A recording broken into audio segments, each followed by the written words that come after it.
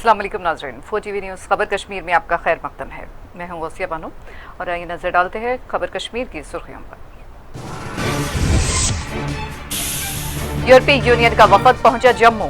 Chief justice Geeta Mittal के बाद LG Murmu से की मुलाकात।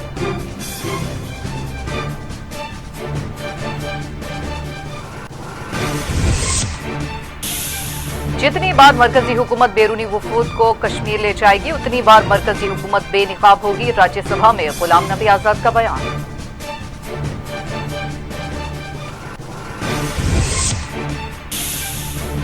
जम्मू के विजयपुर में एम्स का रखा गया संग बुनियाद। डॉक्टर जितेंद्र सिंह ने कहा, एक ही रियासत में 2 एम्स की मिसाल नहीं मिलती।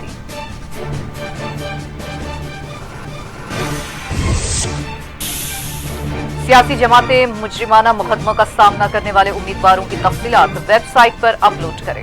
सुप्रीम कोर्ट का हुक्म।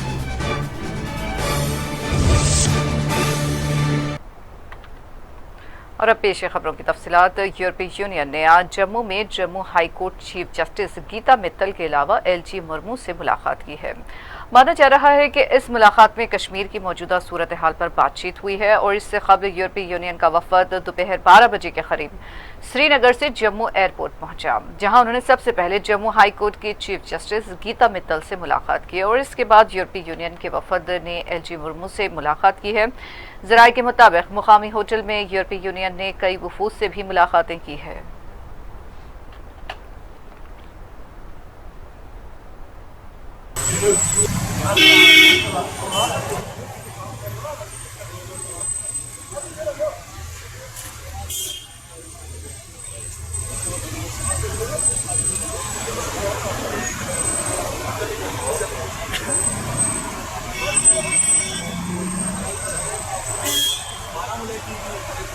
रवाना हो रहे हैं। इससे पहले भी हमने आपको तस्वीरें दिखाई कि एयरपोर्ट जम्मू में जब लोग लैंड हुए और उसके बाद डायरेक्टली वो यहाँ पर हाई कोर्ट।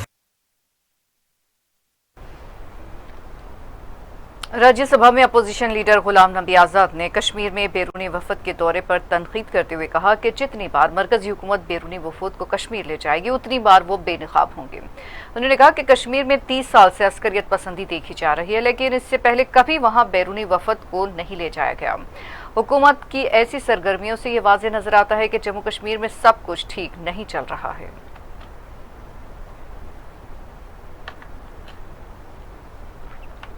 और जितनी दफा जितने डेलीगेशन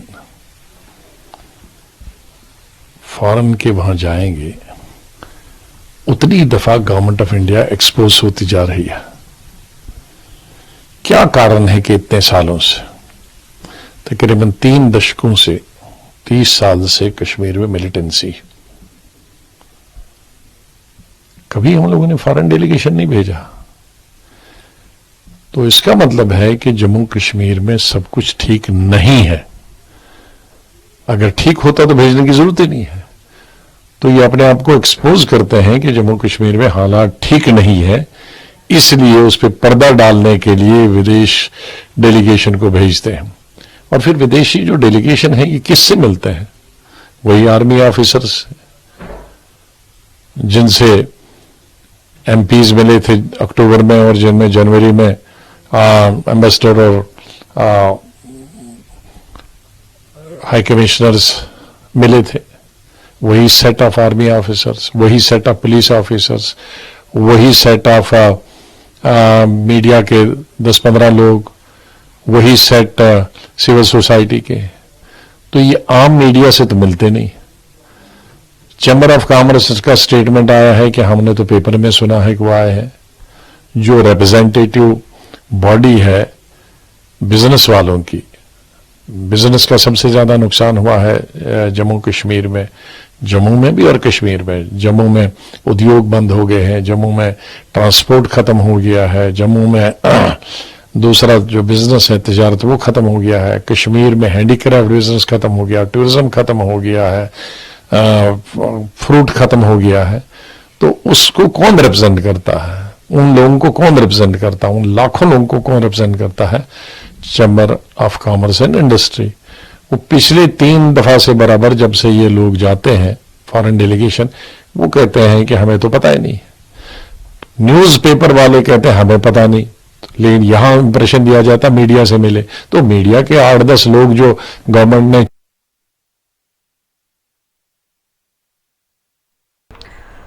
जेडीयू के रियासती सदर जीएम शाहीन ने कहा है कि रियासती नौजवान और अवाम एक खुशहाल जम्मू कश्मीर चाहते हैं। जीएम शाहीन यूरोपीय यूनियन के दौरे के मौके पर बातचीत करते हुए कह रहे थे कि यूरोपीय यूनियन को वो ये पैगाम देना चाहते हैं कि यहाँ के लोग अमन पसंद है और यहाँ के नौजवान पत्थरबाज नहीं है।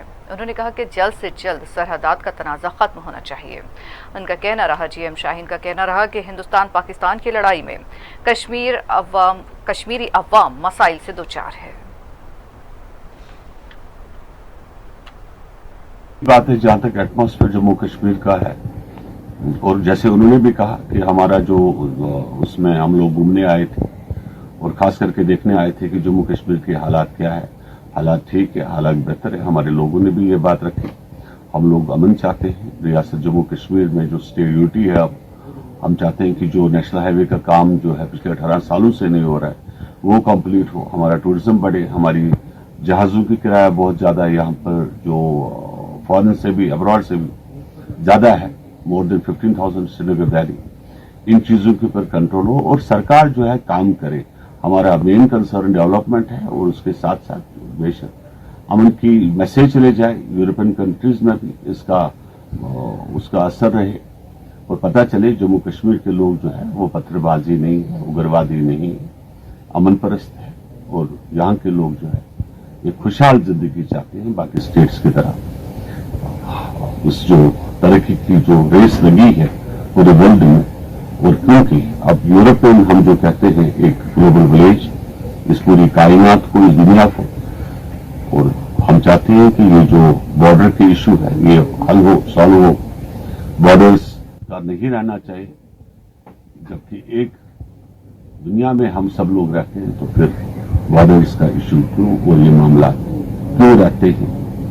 दोनों ममालिक आपसी मामला ठीक करे। अभी प्राइम मिनिस्टर यहाँ प्रेसिडेंट ऑफ अमेरिका आ रहे हैं और हमारे हिसाब से भी उनका भी यही होगा कि यहाँ के माहौल जो है इंडिया पाकिस्तान की बेहतर हो। कश्मीरी आवाम क्योंकि इसकी जद में आ रही है, एक बैटल फील्ड बना था, मैदानी जंग बना था, ये मैदानी जंग जो है किसी भी हालात में खत्म होना चाहिए। हम देखिए मैं आपको बताना चाहता हूँ आपके चैनल के थ्रू, कश्मीर एक ऐसी चीज है जिसको एडवर्टाइजमेंट की जरूरत नहीं है।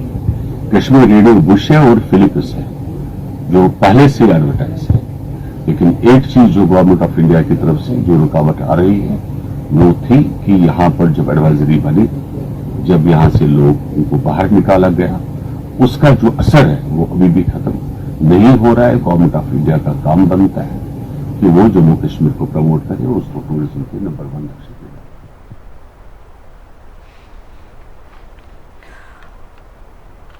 मुमलिकती वजीर डॉक्टर जितेंद्र सिंह ने जम्मू के जयपुर में IIM का संग बुनियाद रखा है एम्स का, और कहा कि मरकजी हुकूमत तरक्याती कामों को आगे बढ़ाने की हर मुमकिन कोशिश कर रही है। उन्होंने कहा कि एक ही रियासत में 2 एम्स की तामीर की मिसाल नहीं मिलती। उनका कहना रहा कि जब नरेंद्र मोदी के सामने ये बात रखी गई तो उन्होंने कहा कि जब श्रीनगर में IIM मौजूद है तो जम्मू में भी IIM रहना चाहिए।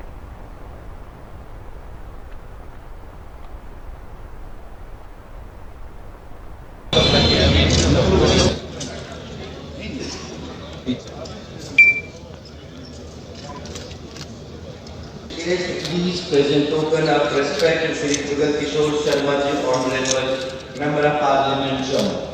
भूमि पूजन कंसीडरिंग अटल जी के सपने को जिन्होंने ministry of development of north eastern region. ओम स्वागंधर्वाकण स्वामिंद्र स्वाम बृहस्पतिः स्वामोषधे सोमो राजा। बोलो सच्चे दरबार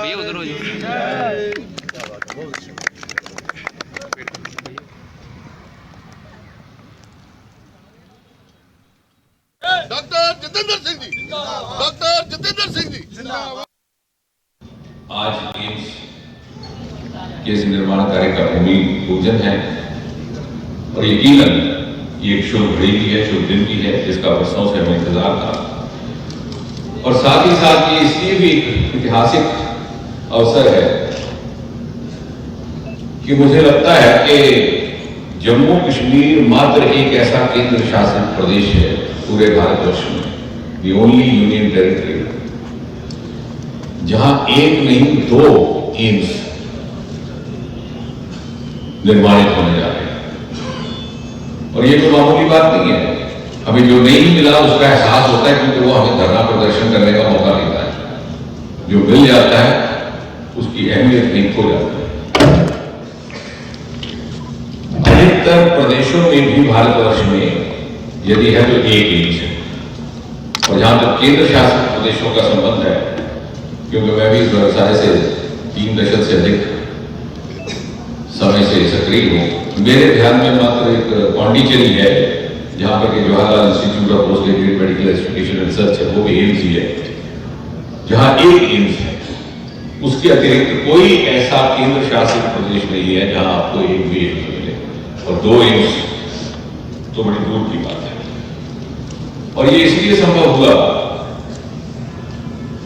कि दिल्ली में एक ऐसी सरकार बैठी है श्री नरेंद्र मोदी जी के नेतृत्व में, जिसने ये संकल्प किया हुआ है कि जम्मू कश्मीर के साथ और जम्मू क्षेत्र के साथ जो गुजरे वक्त में जो कोताहियां हुई, जो अन्याय हुआ, उसका हमने भरपाई करनी है और उसे विकसित क्षेत्रों की स्तर पर लाकर के खड़ा करना, ये हमारे संकल्प से सिद्धि की यात्रा का उद्देश्य रहेगा, लक्ष्य रहेगा।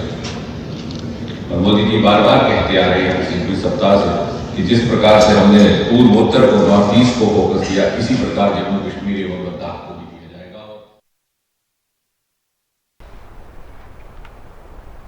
जम्मू कश्मीर में मखलूआ पंचायत वार्ड्स पर 8 मरहलों में इंतखाबात का ऐलान किया गया है और इस सिलसिले में 15 फरवरी को अलामिया जारी किया जाएगा।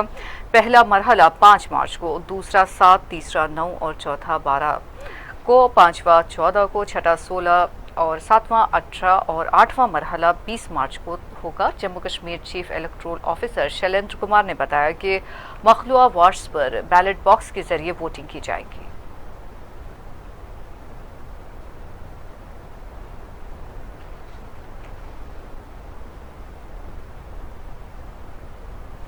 मैंने न्यूज़ में हूँ, बाद में करते हैं।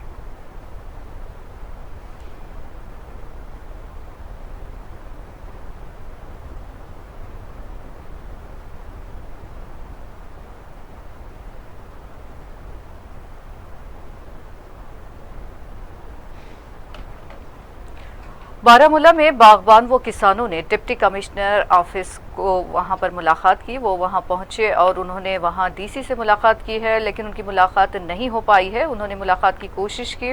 बागबानों का कहना था कि एक तरफ हालिया झालाबारी और बेमौसम बारिश की वजह से लाखों की फसलें बर्बाद हो गई, तो दूसरी जानिब हुकूमत उन्हें सिर्फ 1500 रुपये मुआवजा अदा करने की कोशिश कर रही है, जो उन्हें मंजूर नहीं है।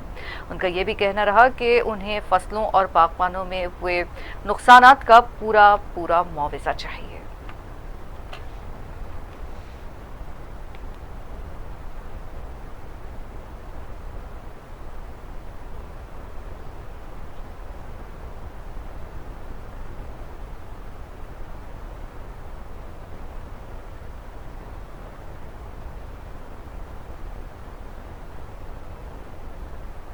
हम आज आए थे डिस्ट्रिक्ट मजिस्ट्रेट बारामूला के पास। आम किसानों में ये आफा है कि जो स्नोफॉल से किसानों को नुकसान हो गया, उसके लिए 1500 रुपया सरकार ने मुआवजा रखा है, मगर ये मुआवजा एक मजाक है और इसको हम रिजेक्ट करते हैं। जब तक हमें पूरा मुआवजा नहीं दिया जाएगा तब तक ये हम कबूल नहीं कर सकते। देखिए, हम आज यहाँ पे डेपुटेशन आए हैं फ्रूट किसान गौर की तरफ से। हमें डिप्टी कमिश्नर साहब के पास एक मेमोरेंडम देना था, क्योंकि हमने सुना है कि ये किसान को सिर्फ 1500 रुपया हर फैमिली पे अकाउंट में डाल रहे हैं। लेकिन हमें अफसोस है, ये तो मजाक है कि जब हम बागों में देख रहे हैं 1-1 लाख से लेकर 5-5 लाख रुपया तक एक फैमिली पे जो नुकसान हुआ है, उसके बदले में हमें मुआवजा मिल रहा है 1500 रुपया। ये तो बिल्कुल मजाक है। हमें ज़मींदारों को, किसानों को इसमें 10 साल से लेकर 20-20 साल लगते हैं बनाने में।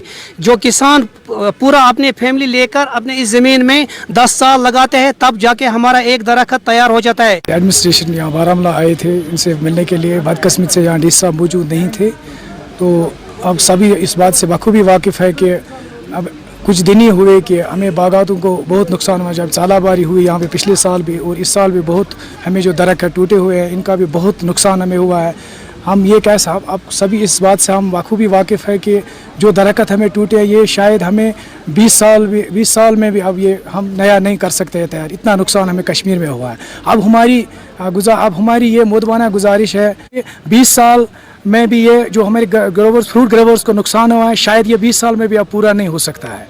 और इसके बाद हमारी मांग ये है कि हमें KCC लोन भी माफ़ किया जाए, क्योंकि ताकि जो हमें बैक टू विलेज प्रोग्राम भी यहाँ पे हुए हैं उनमें भी हमने ये अपील किया है कि हमें जो ये KCC लोन है वो हमें माफ़ हो।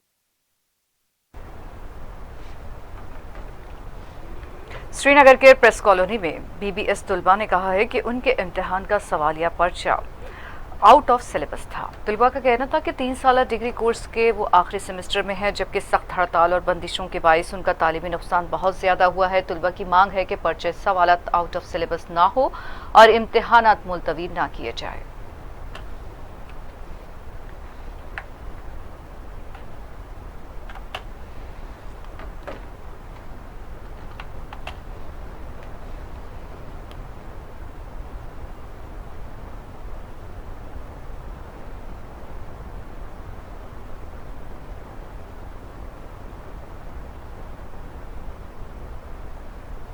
Administration, Kashmir University, Kashmir University, administration, we want justice, we want justice, we want, Kashmir University, don't spoil our career, don't spoil our career, Kashmir University, administration, Kashmir University, administration, Kashmir University, administration, Kashmir University, administration. जी, मेरा नाम फजर है और हम लोग BBS 2016 के बाद से हमारा जो डिग्री होता है वो 3 साल का होता है, बट अनफॉर्चुनेटली बिकॉज ऑफ हमारे बैच में बहुत सारी स्ट्राइक्स वगैरह आ गई तो उसकी वजह से हमारा बहुत डिले हो गया और उस पर हमने कभी कोई प्रोटेस्ट या कुछ नहीं किया बिकॉज इट वाज अंडरस्टूड कि कश्मीर के हालात ठीक नहीं है। बट अनफॉर्चुनेटली अब हमारा जो ये लास्ट सेमेस्टर था हमारा ख़त्म होने वाला था डिग्री मार्च में, बट हमारा पेपर आउट ऑफ सिलेबस आ गया। तो अब हम उनको रिक्वेस्ट करें कि हमारा as soon as possible reschedule हो, बट ये लोग हमारी बात टाल रहे हैं, बोल रहे हैं कि पहले मार्च में आएगा,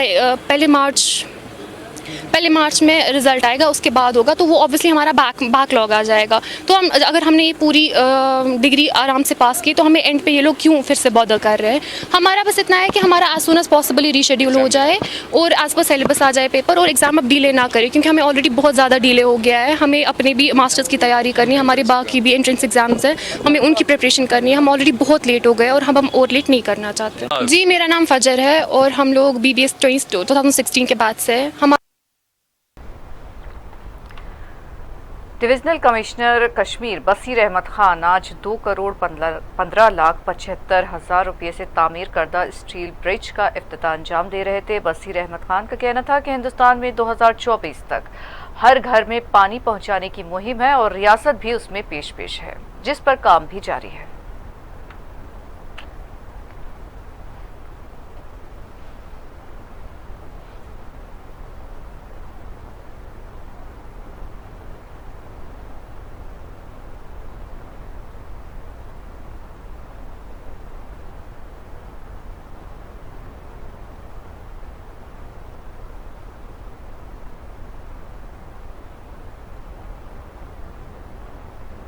की तरफ से आप सबका खैर मकदम करता हूँ।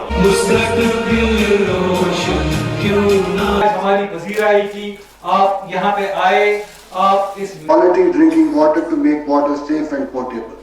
The unit इंश्योर करना है, क्योंकि स्कीम प्रोवाइड करती है that you have to tap assured resources and मान कीजिए और एक कैलेंडर के तहत इसको टाइमलाइन रखी this mission forward successfully.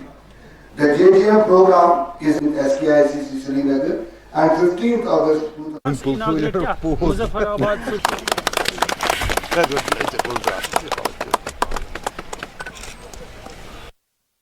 अगर जल जीवन मिशन की बात करें, जो मैं अभी आपको बोल रहा था कि हमें मुल्क की सतह पर सारे मुल्क में 2024 तक हर घर को नल से पानी देना जी। इसमें हमारी JNK UT भी आती है, इसका टारगेट है सिर्फ 2 साल। बाकी मुल्क में 2024 तक ये प्रोग्राम कंप्लीट करना है, ये मिशन कंप्लीट करना है, लेकिन हमारी यूटी एंड के में हमें सिर्फ दिसंबर 2021 तक का टारगेट दिया गया है और इसको क्वांटम के हिसाब से, वर्क के क्वांटम के हिसाब से फेजेस में किया गया। हमारे 20 डिस्ट्रिक्ट्स को 3 फेजेस में किया गया। पहला फेज 7 डिस्ट्रिक्ट्स को लिया गया जहां कम काम करना था, उन 7 डिस्ट्रिक्ट्स को हमें जून 2020 तक ही कंप्लीट करना है। हमारा डिस्ट्रिक्ट ये फेज सेकंड में आता है। इस फेज सेकंड में भी 7 डिस्ट्रिक्ट आते हैं, तो हमारे डिस्ट्रिक्ट को फेज सेकंड में जो भी डिस्ट्रिक्ट आते हैं उनको हमें 2 जून 2021 तक हर घर को नल से पानी फराहम करना। देखिए, अगर हम बात करेंगे कि नल से पानी, हम पहले भी गाँव में पानी फराहम करते थे, पानी देते थे। एक तो उसमें क्वांटिटी कम होती थी, बाहर एक पब्लिक स्टैंड पोस्ट खड़ा करते थे। गांव में अगर 100 घर होते थे तो 10 घरों को घर में नल जाता था, बाकी पब्लिक स्टैंड पोस्ट बाहर रहता था। 7 घर या 8 घर वहाँ से मटके लेके, बाल्टी लेके वहाँ से पानी लाते। अब हमारी माँओं बहनों को वो डिफ़िकल्टी फेस नहीं करनी पड़ेगी। हमें इसमें पैसे की कोई प्रॉब्लम है नहीं। गवर्नमेंट ऑफ इंडिया ने हमें बता दिया है कि आप इसमें क्वालिटी के लिहाज से, क्वांटिटी के लिहाज से पूरा एक सिक्योरिटी प्लान बनाएं। एक तो हमें ये 2021 तक तो एक तो हर घर को पानी देना है, दूसरा नेक्स्ट 30 इयर्स के लिए हमें सिक्योरिटी प्लान देना पड़ा। इस सिक्योरिटी प्लान के हिसाब से हमें नेक्स्ट 30 इयर्स तक जो पॉपुलेशन बढ़ेगी उसको भी हमें ध्यान में रखना पड़ा।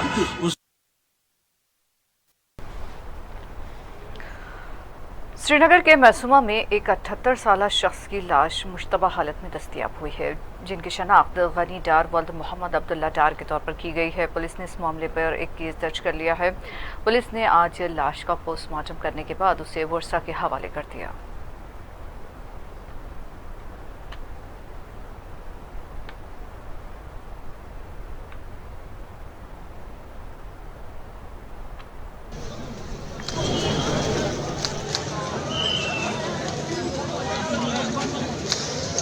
खुदाया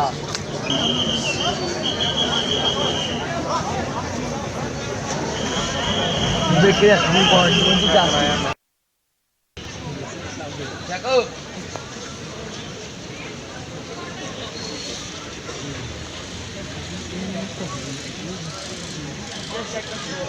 क्या बकवास सुप्रीम कोर्ट ने तमाम सियासी जमातों को हिदायत दी है कि अपने उन उम्मीदवारों पर जिनके खिलाफ मुजरिमाना मुकदमे दर्ज है उनकी तफसीलात अपने वेबसाइट पर अपलोड करें। अश्वनी कुमार उपाध्याय नामी एडवोकेट की जानिब से हुकूमत के खिलाफ तौहीन अदालत की एक दरख्वास्त दाखिल की गई थी, जिस पर आला अदालत ने यह अहकाम जारी किया है। मीडिया से बात करते हुए अश्वनी कुमार उपाध्याय ने बताया कि पिछले 2 सालों के दौरान कई कानून बनाए गए, लेकिन सियासत को जुर्म से पाक करने के लिए कोई कानून नहीं बनाया गया, इसलिए हमने अदालत में दरख्वास्त दाखिल की थी। उन्होंने बताया कि आज सुप्रीम कोर्ट ने अहकाम जारी किए हैं कि अगर सियासी जमातें किसी दागदार या मुजरिमाना मुकदमे का सामना करने वाले शख्स को टिकट देती है तो सियासी जमातों को उसकी वजह बतानी होगी कि लोकसभा हल्के या असम्बली हल्के में क्या उन्हें कोई भी साफ सुथरी इमेज वाला उम्मीदवार नहीं मिला जिसके खिलाफ कोई मुकदमा दर्ज ना हुआ हो। 48 घंटों के अंदर इस उम्मीदवार की जराइम से मुतालिक मुकदमात की तफसीलात अपने फेसबुक और ट्विटर पर अपलोड करनी होगी। ये तफसीलात सियासी जमातों को इलेक्ट्रॉनिक और प्रिंट मीडिया में भी जारी करनी होगी और फिर 72 घंटों के अंदर कोई पार्टी मुजरिमाना मुकदमों का सामने करने वाले उम्मीदवार को टिकट देती है तो इलेक्शन कमीशन को उसे हल्फनामे पर यह बताना पड़ेगा कि वो क्यों इस उम्मीदवार को टिकट दे रहे हैं। आला अदालत ने यह भी हिदायत दी है कि उनके अहकाम पर पाबंदी को यकीनी बनाना इलेक्शन कमीशन की जिम्मेदारी है। अगर कोई भी सियासी जमात सुप्रीम कोर्ट के इन अहकाम की पाबंदी नहीं करती है तो उसे तौहीन सुप्रीम कोर्ट समझा जाएगा। वकील उपाध्याय ने इसे एक तारीखी फैसला करार दिया है।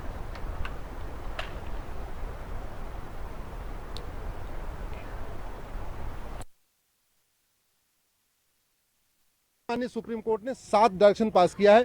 माननीय सुप्रीम कोर्ट ने कहा है अब पॉलिटिकल पार्टी अगर किसी दागी आदमी को टिकट देती हैं तो उनको उसका कारण बताना पड़ेगा कि क्या उस क्षेत्र में, उस लोकसभा के क्षेत्र में या उस विधानसभा के क्षेत्र में उनको एक भी आदमी साफ सुथरा नहीं मिला, एक भी आदमी ऐसा नहीं मिला जिसके खिलाफ कोई अपराध न हो। और यदि वो देती हैं तो उसके बाद उनको 48 घंटे के अंदर उस कैंडिडेट का पूरा विस्तृत ब्यौरा, उसके अपराधों का पूरा ब्यौरा, उसके खिलाफ एफआईआर कितनी हुई है, एफआईआर कहाँ कहाँ हुई है, एफआईआर किन धाराओं में हुई है, चार्जेस फ्रेम हुआ कि नहीं हुआ, कितने, क्या पूरे ट्रायल की क्या स्टेज है, ये पूरा विस्तृत ब्यौरा 48 घंटे के अंदर सभी पॉलिटिकल पार्टियों को अपने फेसबुक और ट्विटर पे डालना पड़ेगा। 48 घंटे के अंदर उस कैंडिडेट का पूरा ब्यौरा उनको इलेक्ट्रॉनिक मीडिया और प्रिंट मीडिया में भी पब्लिश करना पड़ेगा। इसके अलावा 72 घंटे के अंदर यदि कोई पॉलिटिकल पार्टी किसी दागी को टिकट देती है एमएलए और एमपी का, उसको इलेक्शन कमीशन को बताना पड़ेगा एफिडेविट पे कि क्या कारण है कि वो दागी को टिकट दे रही है, किसी एक गैर दागी आदमी को टिकट नहीं दे रही है। इसके अलावा सुप्रीम कोर्ट ने यह भी कहा है, ये पूरा का पूरा जो हमारा ऑर्डर है इसके कंप्लायंस कराना इलेक्शन कमीशन की जिम्मेदारी है। यदि कोई पॉलिटिकल पार्टी सुप्रीम कोर्ट के इस जजमेंट का कंप्लायंस नहीं करती है तो उसको कंटेम्प्ट ऑफ सुप्रीम कोर्ट माना जाएगा। ये अपने आप में बहुत ही ऐतिहासिक फैसला है। आज तक ये ऐसा कभी नहीं हुआ, अब ये पहली बार हो रहा है कि जो राजनीतिक दल अपराधियों को टिकट देंगी और उसका विस्तृत ब्यौरा इलेक्ट्रॉनिक मीडिया, प्रिंट मीडिया और सोशल मीडिया में पब्लिश नहीं करेंगी, उसको सुप्रीम कोर्ट का कंटेम्प्ट माना जाएगा। माननीय सुप्रीम कोर्ट ने 7 डायरेक्शन पास किया है। माननीय सुप्रीम कोर्ट ने कहा है, अब पॉलिटिकल पार्टी अगर किसी दागी आदमी को टिकट देती हैं तो उनको उसका कारण बताना पड़ेगा कि क्या उस क्षेत्र में, उस लोकसभा के क्षेत्र में या उस विधानसभा के क्षेत्र। कांग्रेस ने सुप्रीम कोर्ट की जानिब से सियासी जमातों के लिए जारी किए गए हुक्मनामे का खैर मकदम किया है। मीडिया से बात करते हुए कांग्रेस लीडर जयवीर शेरगिल ने बताया कि आज जब ये फैसला सामने आया है तो दूसरी जानिब कर्नाटक में 15 मुजरिमाना मुकदमा रखने वाले अफराद को वज़रात में शामिल किया गया है और इस मौके पर उन्होंने राहत इंदौरी के एक शेर का भी हवाला दिया।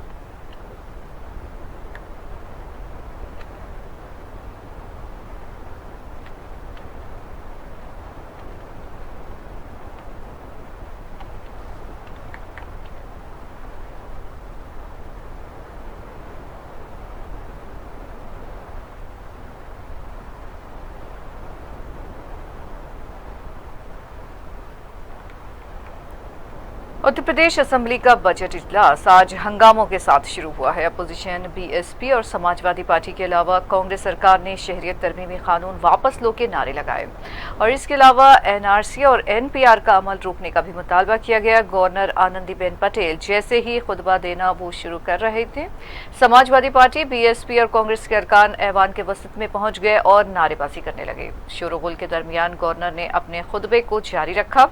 वजीर आला योगी आदित्यनाथ खुतबे के दौरान मेज थपथपाते रहे, लेकिन अपोजिशन अरकान की नारेबाजी जारी रही।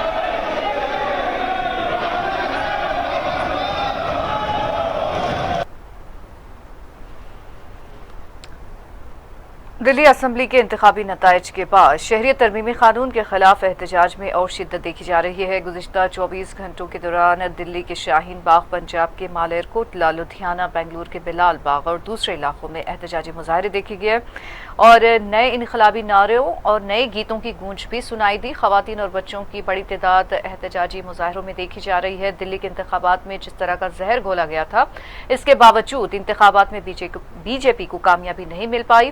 अपोजिशन कायदीन का ये कहना है कि दिल्ली के अवाम ने नफरत की सियासत को मुस्तरद किया है और इस दौरान इत्तला ये भी रही कि यूपी में एहतजाजी मुजाहरों के दौरान 40 बच्चों को तहवील में लिया गया है, जिनमें से बाज़ को मुबैना तौर पर अज़ियतें भी दी गई थी।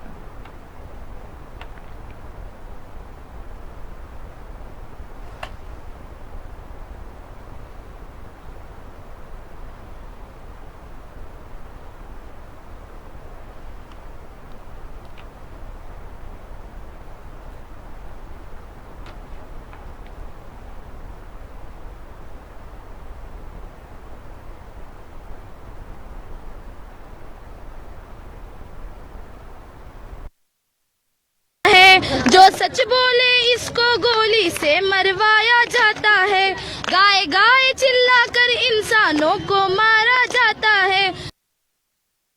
पुरुष भी बोला तो तुम भी बोलो, तो मैं भी बोलूं, तुम कैसे न दोगे, हम लड़के लेंगे, तुम पुलिस बुलाओ, तुम डंडे मारो, तुम जेल में डालो, तुम गोली चलाओ, तुम लेके रहेंगे।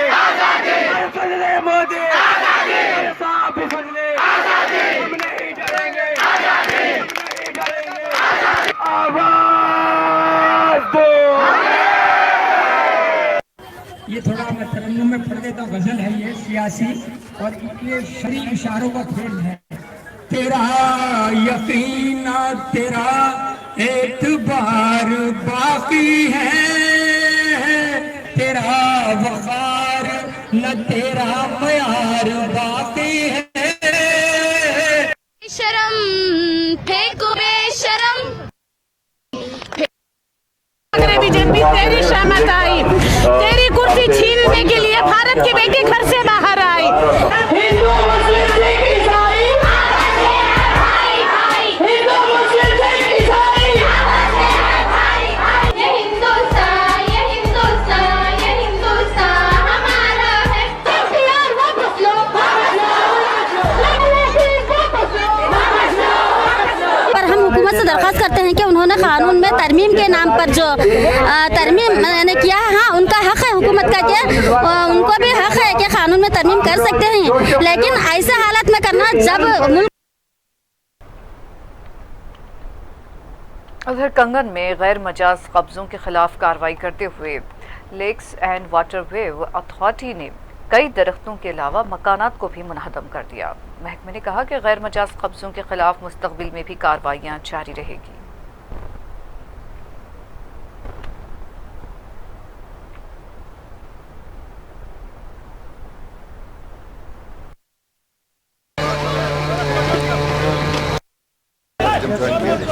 तो ये जो हमारे चारों ओर आपको पता है एनक्रोचमेंट हो गई है, हमारे स्टेट लैंड को, हमारे कल्चर राइट को लोगों ने नाजायज़ कब्जा किया हुआ है। तो इसकी एक शुरुआत हमने की, ये चल ही रहा है, हर हफ्ते एक दिन होता है इसके लिए हमारे दोनों तहसीलों में, चाहे गुंड हो चाहे कंगन हो।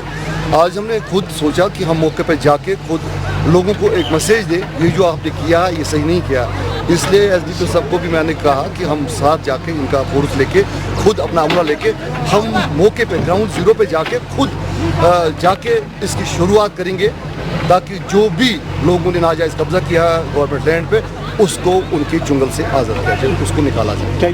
लोग तो आपको पता है जिन्होंने एनक्रोच नहीं किया है उनको खुशी होती है, जिन्होंने एनक्रोच किया है उनको पता होता है कि हमारे कब्जे पे वो ये मान बैठते कि ये हमारी मिल्कियत ज़रूर है। वो चाहे मन से बाहर से उनको ताउन तो देना है। हाँ, जो बाकी सही इंसान है उनको तो पता है उनका पूरा ताउन है, वो खुशी उनको खुशी है, बल्कि वो आगे आके कहते हैं कि हम दिखाएंगे कहाँ कहाँ पे उनको लग रहा है, कहाँ कहाँ पर उनको मालूम है। इंशाल्लाह लोगों का ताउन है और होता भी है। और मसीह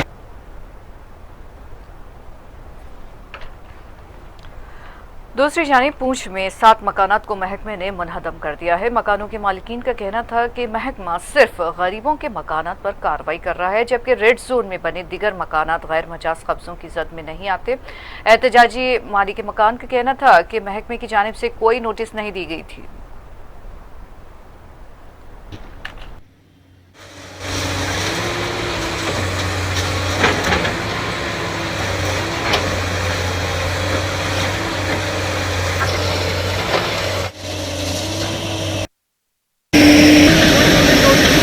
हमें कोई इन्फॉर्मेशन नहीं दिया और ये मकान हमारा रात में गिराए, ना इसका हमें कोई मुआवजा मिला। वही 153 जो जगह में बड़ी बड़ी बिल्डिंगें बनी है, कॉलोनी बनी है, रेड लाइट जो था ये जम्मू कश्मीर बैंक तक था, लेकिन हमारे साथ एक गरीबों के साथ इंसाफी हुई है। जस्टिस नहीं, इंसाफ का कहीं चीज़ का नाम नहीं रहा है। रेड जोन में तो ये जो 4 मंजिल बिल्डिंग बनी है, ये 20-20 मंजिल कोठियाँ बनी है, 3-4 मंजिल, ये भी तो रेड जोन में, ये यहाँ भी तो ब्रिज बन रहा है। ये गरीबों के मकान जो रेडी मजदूर उसका मकान करा दिया। एक मैं हैंडीकैप्ड हूँ बाएं टांग से, मेरा सारा पैसा यहाँ लगा, तो मेरा ही मकान कराना था, गरीबों का मकान नहीं कराने थे। किसी अमीर का क्यों नहीं कराया? बगल में जो बिल्डिंगें बनी है 4-4 बिल्डिंगें, ये क्यों नहीं कराएंगे? गरीब को गला दबाया जा रहा है, गरीब को ही मारा जा रहा है, क्योंकि गरीब की कोई सुनाई नहीं है, क्या आवाज़ नहीं है। उधर से prime minister of India mister Modi ji कहते हैं कि जी हम गरीबों को 1 करोड़ मकान बना के देंगे, तो गरीबों को मकान कराए जा रहे हैं ना। Where is democratic? डेमोक्रेटिक की तो धज्जियां उड़ा दी हैं यहाँ पे। इंसाफ का तो कोई नाम नहीं है, गरीब को दबाया जा रहा है। इंसाफ कहाँ है? Justice, what do you mean by justice? हमारे डिस्ट्रिक्ट पुंछ में जो हमारा ब्रिज है उसके नज़दीक हमारा बंड का कंस्ट्रक्शन का काम, वहाँ पर क्योंकि कुछ लोगों ने इलीगल सरकार लैंड में जो है अपने मकानात बना रखे थे, जिसकी वजह से वो कंप्लीट नहीं हो पाया था। तो पिछले दिनों जब कमिश्नर सेक्रेटरी, हमारे डिस्ट्रिक्ट के जो इंचार्ज कमिश्नर सेक्रेटरी हैं साहू सर, उनकी जब विजिट हुई तो उसके दौरान भी ये पॉइंट रेस हुआ कि रिगार्डिंग हमारे डिस्ट्रिक्ट पुंछ में जो बंड का काम है वो अभी तक कंस्ट्रक्शन पूरा नहीं हो पाया था। उसके लिए साहू सर ने फौरी तौर से पैसे रिलीज़ किए और वर्क को अलॉट कर दिया गया, क्योंकि ये जो इलीगल मकानात बने हुए थे इनको ऑलरेडी मुआवजा भी दिया जा चुका है। जब 2014 में फ्लड आया था तो उसमें ये मकान डैमेज हुए थे और उसमें ये मुआवजा भी ले चुके हैं और लैंड ऑलरेडी सरकार थी। तो बंड को फौरी तौर पे कंप्लीट करने के लिए उनको आज रिमूव किया गया। माहीगिरी और ट्रांसपोर्ट के प्रिंसिपल सेक्रेटरी डॉक्टर असगर सामोन ने आज बांडीपुरा के मुख्तलिफ इलाकों का दौरा किया है। उन्होंने इंडोर स्टेडियम शाटपुरा का भी दौरा किया और वहां काम की पेशरफ्त की जांच की। असगर सामोन ने बताया कि मिनी सेक्रेटरिएट बांडीपुरा का भी वो दौरा करते हुए स्पोर्ट्स किट्स तकसीम किए गए और अवामी शिकायतें भी उन्होंने सुनी।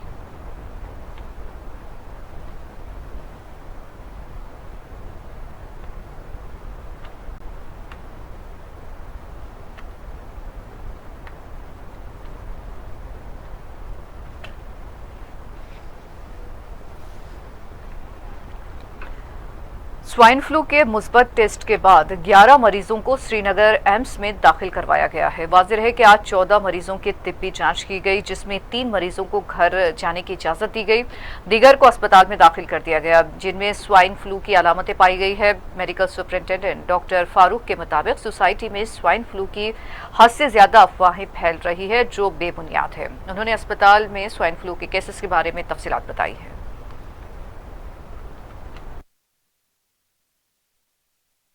हम देख रहे हैं कि जो हमारी सोसाइटी में है, सोसाइटी में एक पैनिक फैला हुआ है कि H1N1 का एपिडेमिक आ गया है कश्मीर में। ऐसी बात नहीं है। अगर हम अपने जो स्टैटिस्टिक्स है हमारे स्किम्स में, हमने इस साल 1160 टेस्ट्स किए हैं H1N1 के लिए, जिसमें से कि हमको 366 पॉजिटिव आए हैं, जिसमें सिर्फ H1N1 के 70 केसेस पॉजिटिव हैं। बाकी केसेस जो है 312 वो इन्फ्लुएंजा बी के लिए पॉजिटिव आए हैं, जो एक नॉर्मल फ्लू है। इसमें से हमने 87 पेशेंट्स सितंबर से लेकर अभी तक एडमिट किए हैं। इस वक्त हमारे पास 11 पेशेंट्स एडमिट हैं, किसी भी पेशेंट की डेथ नहीं हुई है। अगर हम पिछले साल की बात करें तो हमने 2500 टेस्ट किए थे H1N1 के लिए, जिसमें से कि हमको 580 टेस्ट पॉजिटिव पाए गए थे H1N1 के लिए। 145 पेशेंट्स हमने एडमिट किए थे, जिसमें से भी 25 डेथ्स हो गई। सो अगर आप ये देखें तो there has been a remarkable decrease in the incidence of H1N1। So मैं अपील करता हूं अपनी कम्युनिटी से, अपनी सोसाइटी से कि पैनिक होने की कोई बात नहीं है। इस साल H1N1 की एक्टिविटी बहुत ही कम रही, तो we have been able to cope up with the challenge.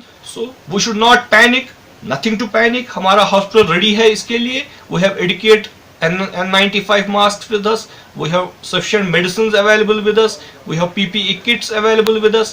हमारे पास 34 bedded isolation ward हमने रखा है इसके लिए, जिसमें से 2 के पास हमारे वेंटिलेटर्स हैं और एडिशनल फैसिलिटी हमने और खड़ी की है लगभग 25 बेड्स की फॉर अगर हमको जरूरत पड़े। But inshallah we are hopeful that nothing like that is going to happen. In fact अब मौसम improve हो रहा है, गर्मी का सीजन आ रहा है। With the end of this season we should see that the incidents।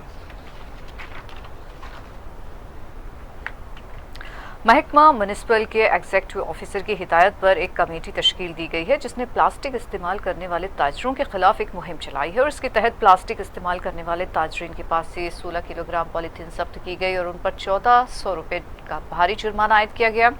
महकमे ने ताजरीन को प्लास्टिक इस्तेमाल न करने का इंतबाह दिया है।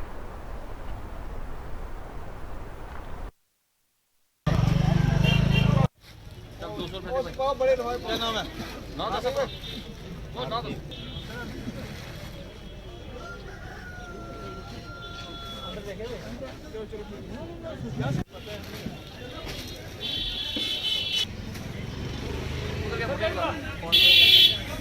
संजय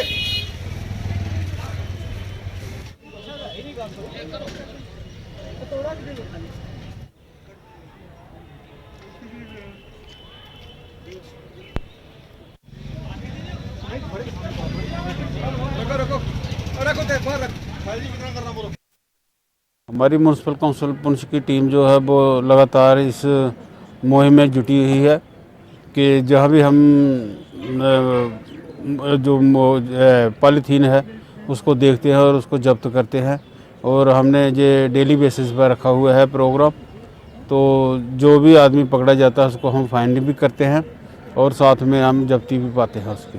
काम से हमारी यही अपील है कि वो एक तो इसको जो बैन है वो कोई भी चीज़ जो ख़रीदने जाता है वो लिफाफों में चीज़ मत ले, और दुकानदारों से भी हमारी अपील यही रहेगी कि जो वहाँ मत इसको इस्तेमाल में लाएं और लोग कपड़े के थैलों को इस्तेमाल किए जाए। इसके लिए हमारा यही कहना है कि जो पीछे से जो भी आता है पहले जम्मू में या कोई और रास्ते में इसकी कोई जो चेकिंग होकर आनी चाहिए गाड़ियों की। तो जो लास्ट में पुंछ है, पुंछ में आते दफ़ा कितने स्टेशन हम क्रॉस करके आती है हमारी गाड़ी, तो फिर भी लिफाफा जो हमारे पुंछ में पहुंच रहा है। इसके लिए हमने सख्त कदम उठाए हुए हैं और हमारा जो मुहिम है ये जारी रहेगी। खबर कश्मीर की सुर्खियों की जानिब। यूरोपीय यूनियन का वफद पहुंचा जम्मू। चीफ जस्टिस गीता मित्तल के बाद एलजी मुर्मू से की मुलाकात।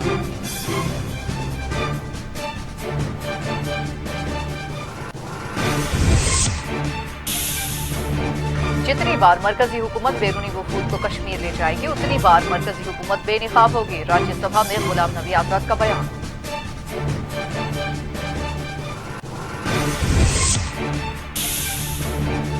जम्मू के विजयपुर में एम्स का रखा गया संग बुनियाद। डॉक्टर जितेंद्र सिंह ने कहा, एक ही रियासत में 2 एम्स की मिसाल नहीं मिलती।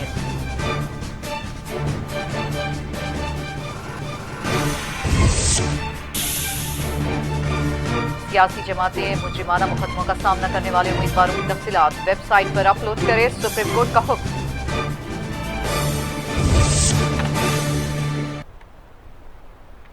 नाज़रीन, इसी के साथ खबर कश्मीर का ये बुलेटिन अख्तिताम को पहुंचता है। इजाजत दीजिए, अल्लाह हाफिज।